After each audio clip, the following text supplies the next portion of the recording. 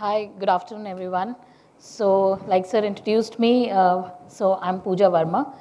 So, and I come from, I work with Canara HSBC Life Insurance. So, very different company, if I may say. So, it's a life insurance company, BFSI sector. And the sessions which I was hearing were mainly, into plants and, more of, I will say, manufacturing side of it. But I come from a very different industry, and I will say a little different role as well to the speakers I've heard. So I am responsible for delivering quality, not only I'm in kind of designing quality, but like my designation says, I had customer experience, so I need to deliver the experience. So that's where the quality becomes a very important part. And like we've covered quite a bit on quality, a little different flavor I would want to give you is because I'm into more of a transactional quality role. So where every time you have to go right. So I just tried to pen down few thoughts of mine when I was kind of working on this presentation, that what quality means to me, or our organization or my team when we deliver it to the customer.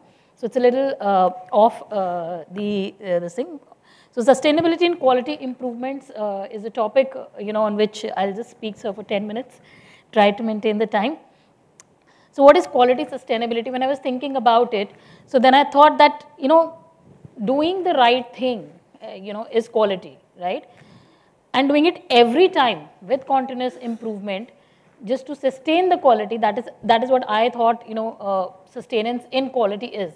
And as all of us know, when we talk about quality, well-known facts, what are the benefits we get out of it, reduce costs, errors, are not there, and you get a happier customer, which I think each one of us, as the end outcome, end outcome is what we look for. So in that, and this is the last line which I added when I came in here, is without negative impact on the environment. So that is where what happens when you meet, a lot of people, ideas come in. So that's the last line, I'll be honest, I added when I was sitting in the room, that how and what, and I realized what we have done, which actually, impacts on the environment also, and I'll just cover in my slide. So I've tried to give flavor of both the sustainabilities on the process, side of quality sustenance, and I've just tried to include a bit of environment as well. So how to sustain quality?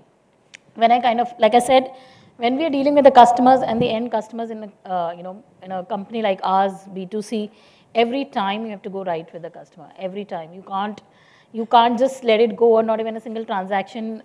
The scope of doing errors is a little less. So that was one of the challenge, and definitely errors do happen. The quality does get impacted. It's a continuous improvement. So one thing which we did, and I'll just kind of correlated it to it. So, last year in August 2022, we launched a digital platform, like I think Mr. Nanda mentioned that, in today's age, you can't do away without digital. So I believe quality, sustainability, and I think Dr. covered on innovation. All three of us, is something you get out of digital these days. That's the platform. Digital also goes wrong sometimes. It does impact the quality. But yes, I mean, you're more confident about it, that when you kind of do, transactions, like what we have tried to do is, to give our customers a platform where they can do it, that point also. And if I may say, the entire cycle of, quality monitoring for me has reduced drastically, because the kind of platform we have tried to build is that you do it there, you do it yourself, and it's done. So, the process of, moving throughout the, processing cycle is just reduced to an instant processing at your doorstep. It's like that, on your fingers, if I may say. So that is one thing I think that improved my quality, reduced the cost. And second point I'll cover is, which I will, kind of link it a bit to the environment, that we reduced paper. So the entire paper cycle, has been eliminated, and that is how I will say one of the initiative has contributed to the sustainability towards the environment as well. So zero touch processing, like I said, the cost of, quality, if I may say, which you have to do every time to monitor, to kind of do it. So there's one avenue which we have tried to build, and, we digitally communicate also with our customers. So that's one platform. In my view, it gave us, all ends, and I speak about the quality, output, instant output, and definitely paperless as well. So contributing to the sustainability as well. Moving on to the next slide, and coming back to the quality, how we kind of monitor it. So one thing which I agree again, with Mr. Nanda, which he said that you just can't leave it. It is like you have to go back to it again and again. You're never done. Like they say you're done. We are not done yet. So quality is something you have to keep on doing it. You have. So that's why I chose the symbol infinity. There, because there's no end to it. You have to measure, you have to improve. You have to measure, you have to improve, because times are changing, things are changing, your environment is changing, which we're talking about from sustainable. So to sustain, to manage the change, definitely this loop is not ending, and we have to improve. We have no choice, I think. So to me, I think while digital is one part of it, like I said, second part of it, the processes obviously remain. So, the measuring and the improvement becomes two strong pillars as far as, delivering the quality is concerned, quality outcomes. Ongoing measurement, I believe, and this is what we have done internally, for our, especially a B2C kind of company, that we have clear goals and measures for people. Teams are empowered so that they can deliver what we expect, the quality delivery, kind of they can give there. And then we kind of measure their outcomes as well, of the process, of the people. So for that, to enhance the culture, for quality, like everybody mentioned, I have a slide also on the tools which we kind of use. So but from a process standpoint and transaction monitoring, if I may say, so process monitoring index, where we monitor all our processes, we rate them, how we are performing on them, where we want to take it next. So it's a constant improvement, kind of cycle which keeps going on and on, because every time when you look at it, you find you can do more. So I think that's a thing which actually keeps the employees also motivated, because if you become stagnant, or if you reach a stage when you say we have done it all, I don't think any one of us, it won't be interesting job to do. So that's how we try to, kind of use it with people as well.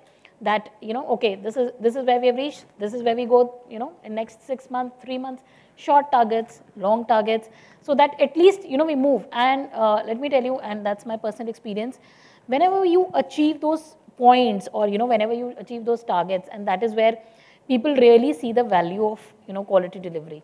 That yes, it can make a difference. These tools also make a difference. Our actions also make a difference towards improving quality. So I think that gives a lot of confidence to people when they are doing something, because they're learning as well while doing their jobs. So KPI and KRI, are two, I will say, tools which are is in the DNA of every one of us, which is called, for every process, even if I may talk about, I also have my own KPIs, what I need to deliver. So that is, key performance indicators. Those are identified, and, the further analysis goes in, where we did well, where we did not do well, the bottom decile, the top decile, you analyze it, you improve it, you take actions. So every time, and it's monthly basis, if I may say, at a management level, we kind of review it, take decisions, take actions. See, because like I said, in a company like ours, we don't have time to, kind of hold on to the impact. So these are tools which actually help us and give us the real time, I will say, indication where we are going. Are we going right? Or, if something is going wrong, suddenly, correct, but suddenly, it's impacted. So you have to recover it immediately. So that is where these indicators, key risk indicator and key performance indicators, these kind of help us maintain our quality and, maintain as a measure of performance with us. Next step, I believe, once you've found it, then, identify and fix gaps to, improve. This is one process we have tried to, kind of embed. And while I've written on the next slide what it means to us is, but we continue to monitor, what is the gap between our customers' expectations and what we are doing. So I think that is where we always try to, kind of bridge the gap, because every time we find something new, because like environment is changing, the customer expectations are also changing. Today, even in a life insurance company, the customer does expect a service like an Amazon. So that's the world we live in today. So that is where we keep doing the catch up here, and, try to bridge the gaps and, customer satisfaction gap. So we have, like NPS also, we have customer meets, we kind of, and a lot of feed which comes to us from the customer. So, that's why we do a program where we call setting the expectations right. So, one thing we realized is that sometimes, it's not about what you're delivering, but it is about are you setting the expectations also right. So, it's a balance we try to maintain, because certain things, definitely life insurance cannot work like an Amazon and deliver in an hour. So, it's a game of, balancing both, rising ourselves to meet the customer expectations in today's world, as well as, kind of setting the expectations right so that the gap, reduces between what we are delivering and, what the expectation remains. So design and delivery gap, continues to be a cycle through which we keep, kind of fixing things, because at the end of the day, again, we have to be quick and get back to the customer. So design play a lot of, kind of crucial role, if I may say there, because if you have designed it right and still it is not delivering you, what the customer wants, definitely you need to go back and see your design. And so, it's a kind of chain which kind of, goes on. And that is where, what we try to, strive is to consistently, have commitment on our, and, our design and delivery. What we commit to the customer, what we design, and what we deliver. The alignment in it and the consistency in it, and that we do it repeatedly, that is the area, I would say, we, kind of continue to focus in terms of to sustain the quality processes. So this is, again, I think each one of us do that, improvements. So like, I heard also in the previous sessions that people, without them, definitely, that is one place you need to kind of keep training, you have to keep improving, you have to keep engaging with them, empowering them. So that is one thing that's kind of, and show them what's the value in it. I think that is more important, because what you need is buy-in of the people. If they don't believe in it, they will never do it, or they'll never do it with a heart. So, the biggest challenge, I believe, is making them people understand what is in it for them. So that's where, and then, design thinking projects, like I said, voice of customer and voice of process is what, this is my last line, sir. We try to keep managing that, what a customer is saying. So I'll just give an example. If we are delivering a policy pack to the customer, I believe I've done it in, 5 days, but my customer says, no, I did not kind of receive it in 5 days. So, there's a gap. Then you need to, kind of go back and see where is it stuck. Is it, even if, in, that gap, why the customer is saying this. Sometimes your process is saying you have done it, but the customer is still saying, so, going back to the emotion of the customer, getting to know what actually impacted his perception. So I think that's where we try to keep mapping voice of customer with the voice of process, which I think is very important to, again, deliver the quality and sustain the quality there. So these are a few frameworks I think we've already discussed in many things. So I've added the last one, that is digital, paperless, and order processing continues to be the focus to sustain the quality, because I think that's the target. Quality you can implement to start with, but sustenance continues to be the biggest challenge. So thank you. I think I've completed on time, which I targeted to. Yeah, thank you very much. It was on time. Thank you, sir. We'll pick one question. I think we are, thanks to you, I think we are back to the original schedule. Yeah? I thought, sir, I'll deliver quality on time. Yeah. Please. So, ma'am, you had said setting the expectation right. Yeah. So, हमेशा ये latch रहता है quality वाले को कि अगर हम वो expectation सही set करने जाए, तो there is a every chance कि we may lose the customer. So, how to balance the same both?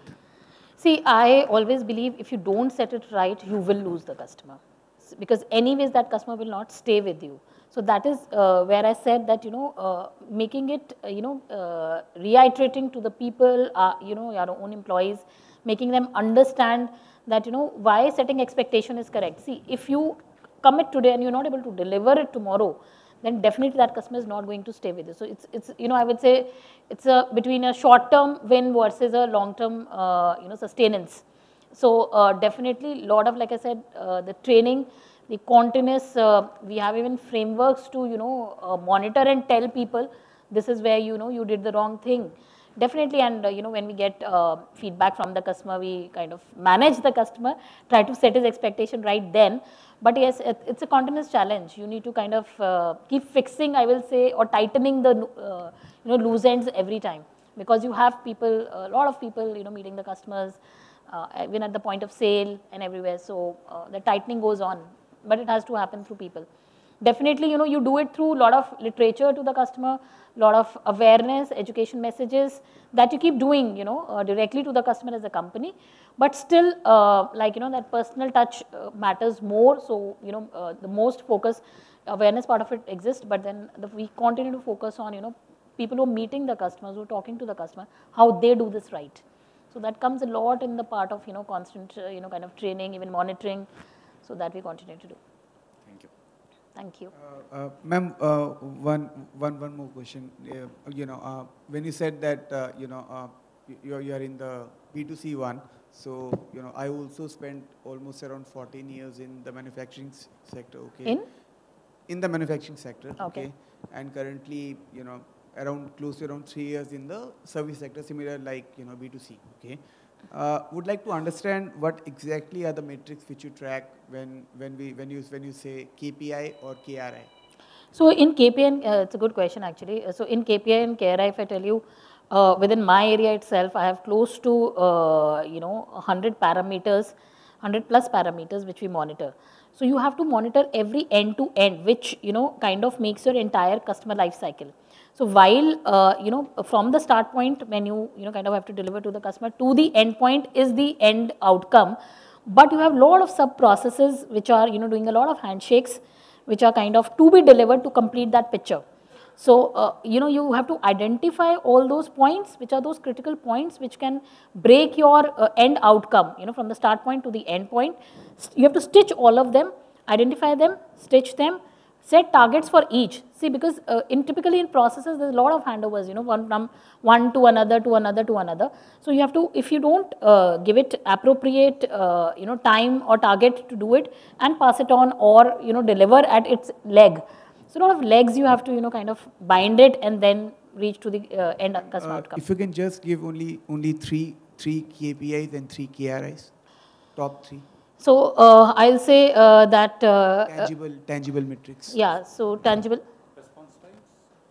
Yeah, absolutely. Response times, your error quality rates, and yeah, and then you do it for every process is what I'm trying to say. So you'll do it at the start point when I will say take an example of insurance policy only.